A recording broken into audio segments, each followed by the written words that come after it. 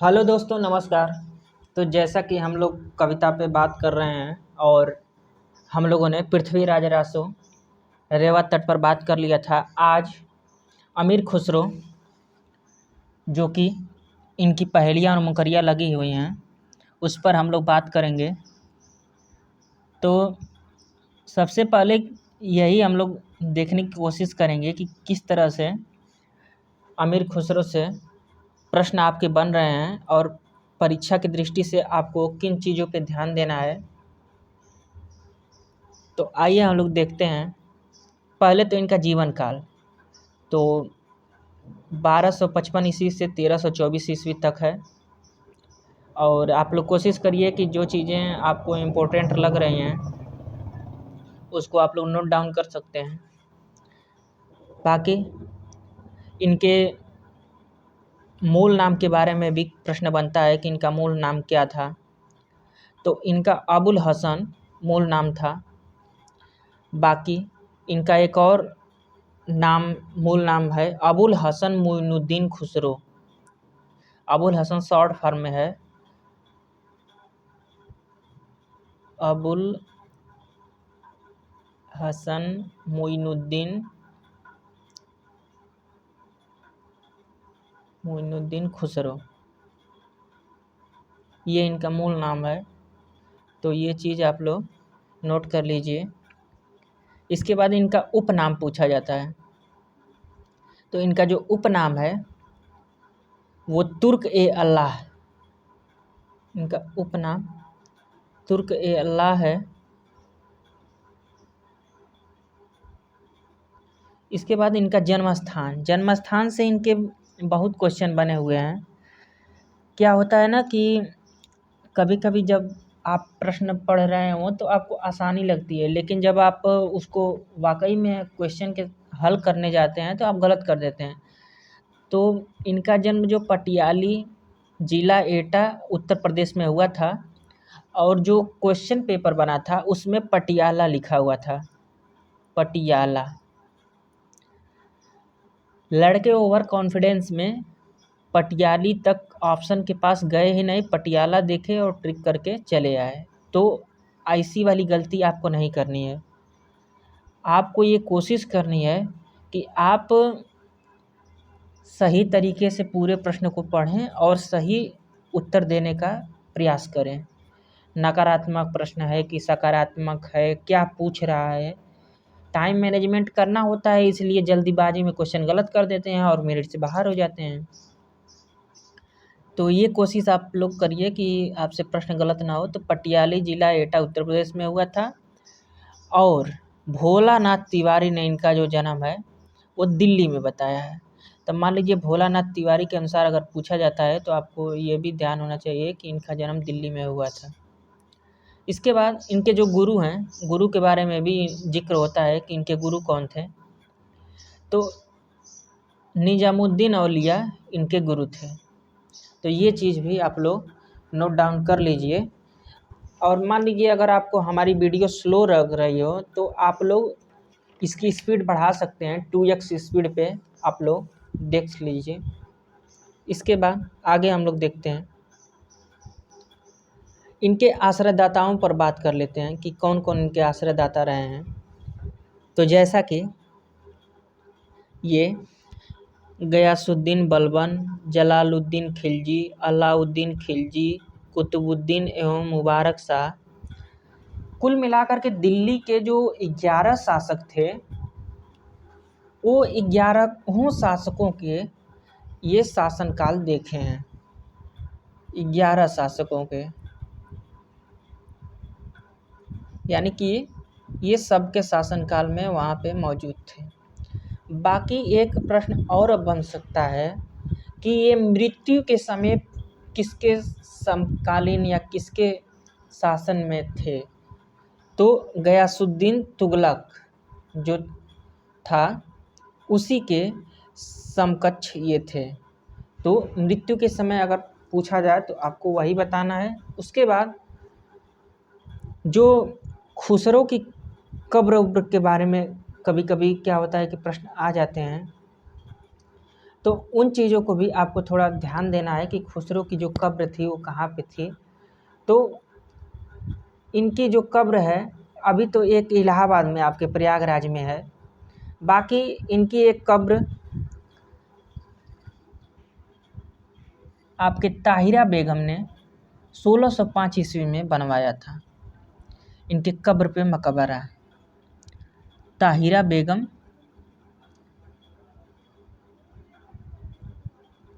ताहिरा बेगम 1605 में इनकी कब्र पे एक मकबरा बनवाया था। इसके बाद आगे हम लोग इनकी उपाधियां देख लेते हैं, क्योंकि उपाधियों से भी क्वेश्चन बन जाते हैं कि खुसरो की निम्नलिखित में से कौन सी उपाधि है। तो हिंदुस्तान का तोता, इनकी उपाधि एक है कि हिंदुस्तान का तोता इनको कहा जाता है।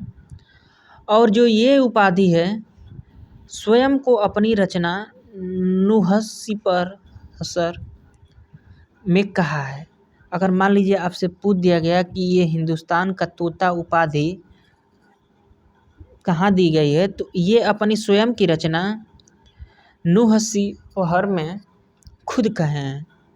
नवीन शोध के अनुसार खुसरो को सर्वप्रथम तूतीय हिंद ईरान के फारसी कवि हाफिज शिराजी ने कहा है। इसके संदर्भ में खुसरो लिखते हैं, न मन तूतीय हिंदुम अर रास्त पुरुषी जे मन हिंदुई पुरुष ता नाज गोयम। ये खुसरो उसके जवाब में कहे हैं। इसका हिंदी अर्थ देख लीजिए, अर्थात मैं हिंदुस्तान की तूती हूँ, अगर तुम वास्तव में मुझसे कुछ पूछना चाहते हो तो हिंदवी में पूछो, जिसमें कि मैं कुछ अद्भुत बातें बता सकूं। इसके बाद इनकी एक और उपाधि है खुसरो सुखन। ये उपाधि इनको 12 वर्ष की आयु में ख्वाजा इजुद्दीन द्वारा दी गई। खुसरो सुखन पहली उपाधि थी हिंदुस्तान का तोता, दूसरी है खुसरो सुखन, तीसरी है अमीर। अमीर उपाधि इनको दी गई थी जलालुद्दीन खिलजी के द्वारा। राजकवि, राजकवि भी उपाधि इनको अलाउद्दीन खिलजी के ही द्वारा दी गई। उसके बाद बुलबुले हजार दास्तान, ये वाली उपाधि इनको बुगरा खान के द्वारा दी गई। आगे देख लेते हैं। तो कवियों का राजकुमार, ये वाली उपाधि इनको डॉक्टर ईश्वरी प्रसाद ने दिया। तो इतनी उपाधियां इनको मिली हुई हैं। इसके बाद नोट देख लीजिए कि अबुल हसन को ख्वाजा इजुद्दीन द्वारा प्रदत्त उपाधि खुसरो सुखन एवं जलालुद्दीन खिलजी द्वारा प्रदत्त उपाधि अमीर को मिलाकर अमीर खुसरो कहा जाता है। ये अमीर खुसरो किन किन की उपाधियों को मिला के कहा जाता है, तो ख्वाजा इजुद्दीन और जलालुद्दीन खिलजी के द्वारा दी गई उपाधियों को मिला करके अमीर खुसरो बना है। इसके बाद इनकी रचनाएं देख लेते हैं। तो इनकी रचनाएं खलिक बारी, पहेलियाँ, मुकरियाँ, गज़ल, दो सुखने, नूह सिपहर एवं हालात एक कन्हैया, इनके रचनाएं ये हैं। इसके बाद किन रचनाओं में किन चीज़ों का वर्णन है उनको भी देख लेते हैं। वैसे तो इनके लगभग 99 ग्रंथ लिखे हैं, 99 ग्रंथों की इन्होंने रचना की है, लेकिन मुख्य रूप से यही सब मिलते हैं। तो आइए हम लोग देख लेते हैं कि किसमें क्या क्या वर्णन है। तो जैसा कि खालिक बारी, इसमें तुर्की, फारसी, अरबी एवं हिंदी के पर्यायवाची शब्दकोश हैं। मान लीजिए आपसे खालिक बारी दे करके पूछ दिया गया कि जैसे स्टेटमेंट और कोड टाइप में तो प्रश्न बनते ही हैं, तो ये भी तो पूछा जा सकता है कि शब्दों का शब्दकोश किस रचना में है अमीर खुसरो की। तो आपको ये चीज़ ध्यान देनी होगी कि खाली की बारी में इनका वर्णन है। उसके बाद नूह सिपहर। नूह सिपहर जो है एक भाषा कोश है जिसमें विभिन्न भाषाओं बोलियों का वर्णन तथा भारत भूमि की प्रशंसा की गई है। तो ये भाषा कोश है, आइए शब्दकोश। इसमें अरबी, फारसी, तुर्की इन सब दो को रखा गया है और इसमें इंडिया की जो बोलियां हैं उनको शामिल किया गया है। इसके बाद अगला है रचना हालात ए कन्हैया। इसमें खुसरो की कृष्ण काव्य वाली रचनाएं जो हैं वो शामिल हैं। तो जैसा कि कन्हैया से आप रिलेट करके इसको याद कर सकते हैं। उसके बाद कुछ गद्य रचनाएं हैं, उनको भी हम लोग देख लेते हैं। तो खजाइनुल फतह, इस रचना को कहीं कहीं खजाइन उल फुतूह के नाम से भी देखने को मिलता है या लिखा हुआ मिलता है। खजाइन उल फुतूह, अगर ये भी लिखा रहे तो आप लोग उसको कोशिश करिए कि ध्यान दे सकें कि ये सही चीज़ है। इसमें क्या है कि अलाउद्दीन खिलजी की वीर गाथा का वर्णन किया गया है। तो खिलजी की वीर गाथा का वर्णन खजाइन उल फुतूह रचना में किया गया, तो ये चीज़ आपको ध्यान होनी चाहिए। उसके बाद इनका एक अलंकार संबंधी ग्रंथ भी है, वो भी देख लीजिए आप लोग। एजाज़-ए खुसरवी, ये इनका अलंकार संबंधी ग्रंथ है। बाकी इनके कुछ और भी ग्रंथ हैं, जैसे कि आप लोग नोट कर लीजिए। नजराना ए हिंदी, नजराना ए हिंदी। इसके बाद आशिका,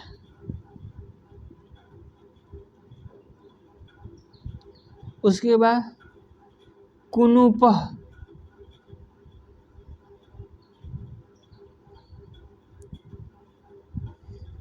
इसके बाद किस्सा चाँद दरवेश,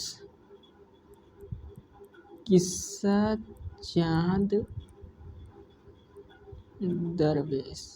ये इनकी कुछ रचनाएं हैं जिनको आप लोग नोट डाउन कर सकते हैं, ये आपकी मर्जी के ऊपर है। नजराना ए हिंदी, आशिका, कुनूपा, किस्सा चाँद दरवेश। आइए इनकी रचनाओं के संकलन देख लेते हैं कि कब कब कहाँ कहाँ किस किस के द्वारा कैसे कैसे किया गया। तो जवाहरे खुसरवी 1918 ईस्वी में मौलाना रशीद अहमद सलाम अलीगढ़ के द्वारा इनकी रचनाओं का संकलन किया गया। और खुसरो की हिंदी कविता नाम से इनका जो कविताओं का संकलन है 1922 ईस्वी में ब्रजरत्न दास ने नागरी प्रचारणी सभा वाराणसी में किया। तो ये इनका संकलन यहाँ मौजूद है, तो वो चीज़ नोट कर लीजिए आप लोग। अब आइए कुछ विशेष चीज़ें इन पे देख लेते हैं खुसरो पे। तो विशेष में आपका ये हो जाएगा कि अमीर खुसरो खड़ी बोली हिंदी के प्रथम कवि हैं, क्योंकि पूछा भी जाता है कि खड़ी बोली हिंदी के प्रथम कवि कौन है, तो अमीर खुसरो हैं। उसके बाद अमीर खुसरो ने हिंदी शब्द का सर्वप्रथम प्रयोग किया, ये भी चीज़ इम्पोर्टेंट है। राम कुमार वर्मा ने खुसरो को अवधि का प्रथम कवि माना है। यदि मान लीजिए पेपर में प्रश्न आ गया कि अवधि का प्रथम कवि खुसरो को किसने माना है, तो राम कुमार वर्मा आपके ज्ञान में हमेशा मौजूद होने चाहिए। इसके बाद हिंदू मुस्लिम संस्कृति के प्रथम समन्वयकर्ता भी खुसरो को माना ही जाता है, क्योंकि खुसरो हिंदू मुस्लिम संस्कृति के प्रथम समन्वयकर्ता भी थे। उर्दू हिंदी गीत परंपरा के भी प्रथम कवि यही खुसरो ही माने जाते हैं। उसके बाद खुसरो के बारे में शुक्ल जी के क्या मत रहे हैं ये देख लीजिए। तो शुक्ल जी कहते हैं कि जिस ढंग के दोहे, तुकबंदियाँ और पहेलियाँ आदि साधारण जनता की बोलचाल में इन्हें प्रचलित मिली, उसी ढंग के पद्य, पहेली आदि कहने की उत्कंठा इन्हें भी हुई। ये शुक्ल जी का स्टेटमेंट है खुसरो के बारे में, तो ये चीज़ें भी आप ध्यान दीजिए। खुसरो की निजामुद्दीन औलिया के निधन पर कुछ पंक्तियाँ कही थी, वो पंक्ति आप लोग देख लीजिए। ये पूछा भी जाता है कि खुसरो ने ये पंक्ति किसके निधन पर कहा था। तो गोरी से में सेज पर मुख पर डारे केस, चल खुसरो घर आपने रैन भई चहुदेस। खुसरो की कुछ और पंक्तियाँ हैं, वो भी देख लीजिए। काहे रे बियाहे परदेस सुन बाबुल मोरे, ये लंबी गीत है। आगे खुसरो रैन सुहाग की जागी पी के संग, छाप तिलक, इस तरह से करके एक लंबी इनकी पंक्तियां हैं।